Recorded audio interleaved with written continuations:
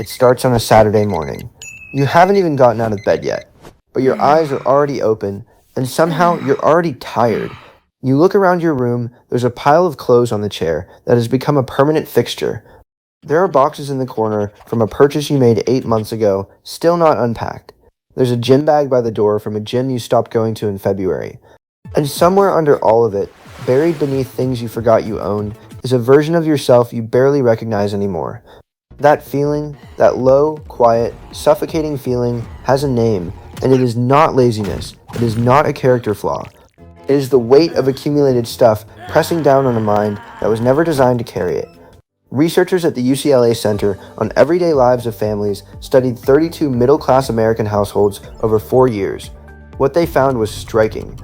Mothers in cluttered homes showed measurably elevated levels of cortisol, the body's stress hormone, throughout the entire day, not just in the morning, not just at night, all day. The clutter was not invisible to the brain. The brain was working on it, constantly. This is the thing nobody tells you. A cluttered house is not just a cluttered house. It is a cluttered mind, carried everywhere you go, like a mental backpack packed with things you never chose to carry. And most Americans are walking around with that backpack stuffed to the breaking point. Hey, I'm Liam, and welcome back to Liam Explains Investing. If this is your first time here, hit that like button and subscribe. We break down the money moves, the mindset shifts, and the life systems that actually matter. Today we're going somewhere personal. These are the 10 minimalist rules that genuinely changed my life. Let's get into it. Here is the thing about that backpack. Most people never question what is inside it. They just keep adding. Another subscription, another storage bin, another just-in-case item that lives in a closet for 3 years without being touched. The average American household contains over 300,000 items, from paper clips to couches. That number comes from the Los Angeles Times, citing professional organizer research. 300,000 items in one home. And when you run out of space for all of it, you rent more space. The self-storage industry in the United States is now a $44 billion industry. $44 billion. According to the Self-Storage Association, there are more self-storage facilities in this country than there are McDonald's, Starbucks, and Subway locations combined. We are paying monthly to store things we do not use in buildings we rarely visit for a future we keep deferring. That is not abundance. That is weight. And the Bureau of Economic Analysis tells us something that connects directly to this. The personal saving rate for American households hovers between 3 and 5%, 3 to 5 cents on every dollar. The rest, almost all of it, is going back out the door. Some of it toward mortgages and groceries and healthcare, but a significant slice is going towards stuff. Stuff that fills closets, stuff that gets donated within a year of purchase, stuff that ends up in exactly the kind of storage units we just talked about. The backpack gets heavier, the bank account gets lighter, and nobody stops to ask, what am I actually carrying, and why? That was the question that changed everything for me. I did not become a minimalist overnight. It was not a dramatic moment. It was a Tuesday. I was trying to find my passport before a work trip, tearing through drawers, opening boxes, muttering things I will not repeat on this channel. And somewhere in the middle of that chaos, I had a thought that I could not unthink. Every single thing in this apartment requires something from me. Attention, maintenance, space, mental energy.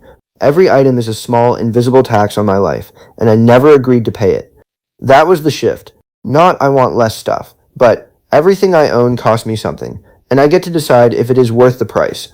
So here are the 10 rules, the ones that actually stuck, the ones that changed the weight of the backpack, and, quietly, the weight of everything else.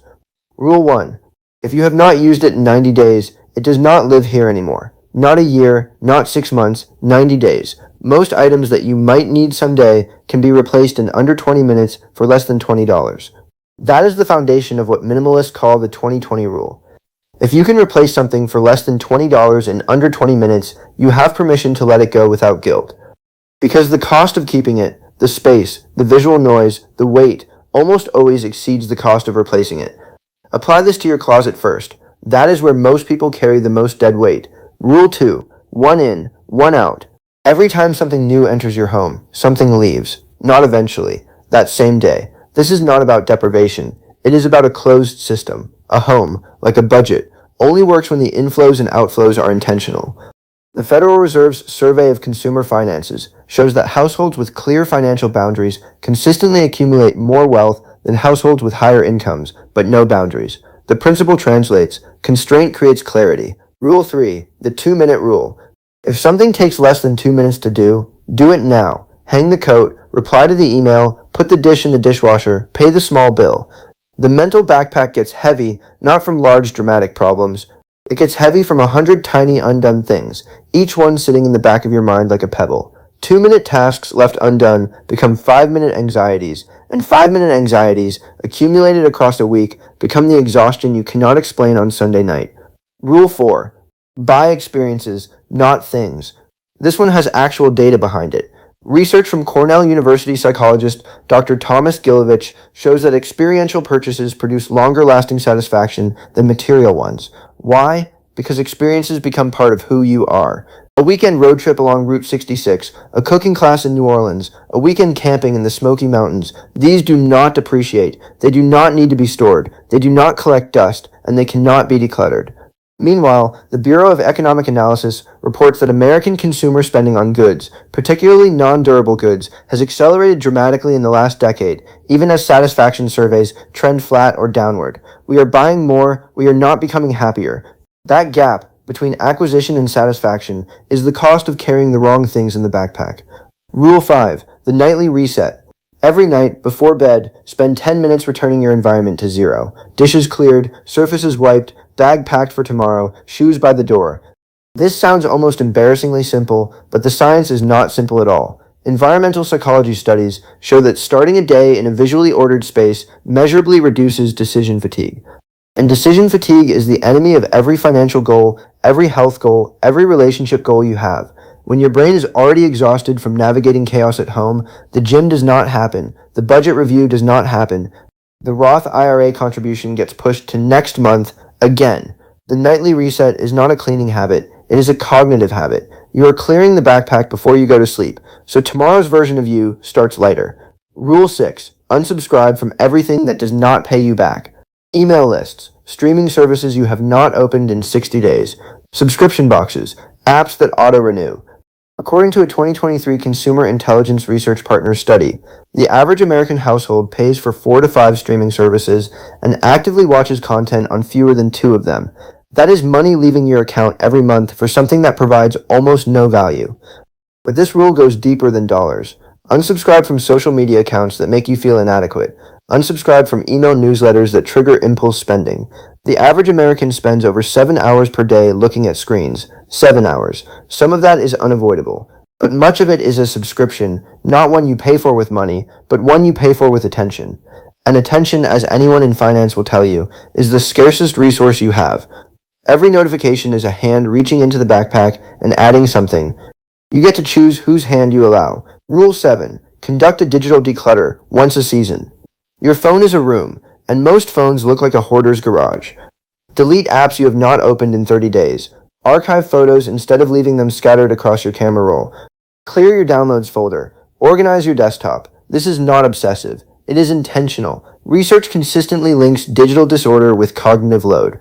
A cluttered digital environment produces the same kind of low-grade stress as a cluttered physical one, because the brain ultimately does not distinguish between the two. Rule 8. Stop buying for your future self. This one is quiet, but it is powerful. How many things do you own because of who you thought you were going to become? The guitar for the musician you were going to be? The juicer for the health version of yourself you plan to launch on January 1st? The business book stacked on the nightstand, unread. We buy for aspirational versions of ourselves constantly, and research in behavioral economics calls this optimism bias. We overestimate our future motivation and underestimate our present reality. Buy for the person you are now. Invest for the person you want to become. Those are two very different actions, and only one of them actually moves the needle. Which brings us here. Rule 9. Own your mornings before the algorithm does. The average American checks their phone within 5 minutes of waking up. 5 minutes. Before your brain has even reached full consciousness, you have handed the first moments of your day to an algorithm designed, specifically, intentionally, by some of the most talented engineers on the planet to capture your attention and monetize it. Minimalism is not only about objects.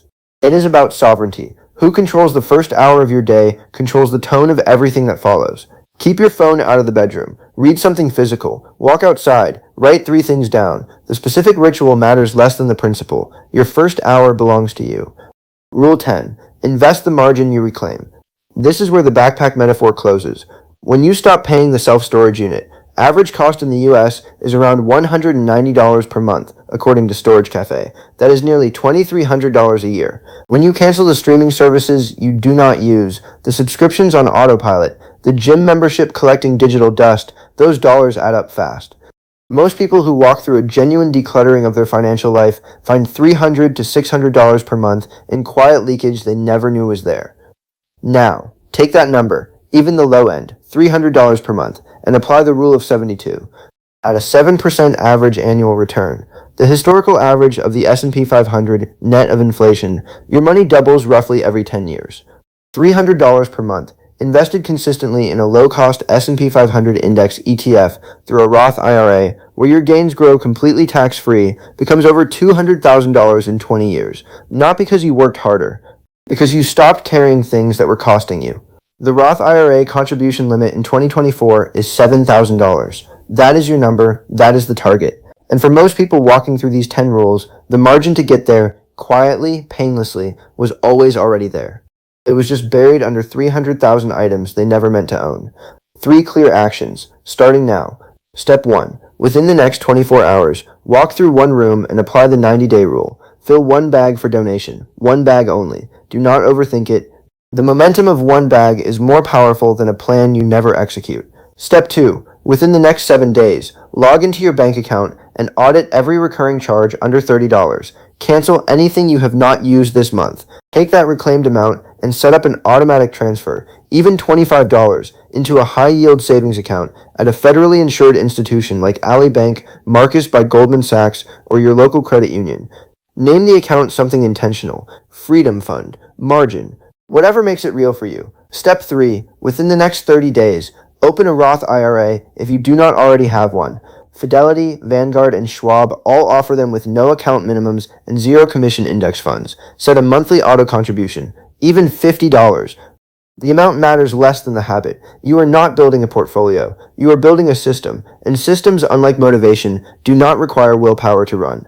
Remember that Saturday morning, the pile of clothes, the unpacked boxes, the gym bag by the door. That was not a messy room. That was a full backpack, packed with things you never chose, carried by a mind that was never asked whether it wanted to carry them. Minimalism does not ask you to live in an empty white room with one chair and a single succulent. It asks a simpler, more radical question. What do you actually need? What is actually yours? Not inherited from advertising, not borrowed from comparison, not accumulated through inertia. When you answer that question honestly, something happens. The backpack gets lighter, the mind gets quieter, and the money that was quietly bleeding out through 100 invisible cracks, it stays, it compounds, it works. You do not need more. You need less of the wrong things and more of the right ones. That is the only rule that matters. If this helped you see things differently, hit that like button and subscribe so you never miss an episode. I'm Liam. I'll see you next time.